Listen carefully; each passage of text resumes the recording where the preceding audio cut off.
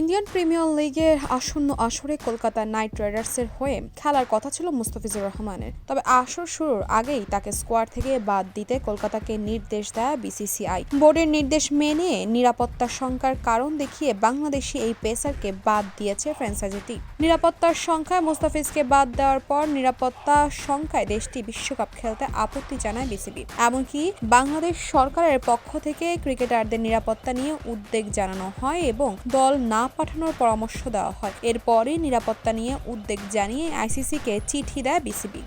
আইসিসির নিরাপত্তা ইউনিট থেকে পর্যবেক্ষণ করার পরও কিছু কিছু ক্ষেত্রে নিরাপত্তার শঙ্কার কথা বলা হয়, কিন্তু এরপর আইসিসি ভেন্যু সরানোর সিদ্ধান্তের ক্ষেত্রে বেছে নেয় পূর্ণ সদস্যদের ভোট। ফলে শেষ পর্যন্ত বাংলাদেশকে বাদ দিয়ে স্কটল্যান্ডকে বিশ্বকাপে অন্তর্ভুক্ত করা হয়। মুস্তাফিজের ঘটনাকে কেন্দ্র করে এত কিছু হয়েছে বলে মনে করেন ভারতীয় ক্রীড়া সাংবাদিক সারদা উগ্রা। ভারতের এমন সিদ্ধান্তের সমালোচনা করে তিনি বলেছেন, এই বছরে কেবল এই একজন বাংলাদেশি আইপিএলে খেলতো, মাত্র চুক্তিটাই হলো। এই ঘটনার মানে হচ্ছে ছোট কাউকে বা যাদের তেমন শক্তি নেই তাদের উপরে আপনি নিজের শক্তি চর্চা করছেন।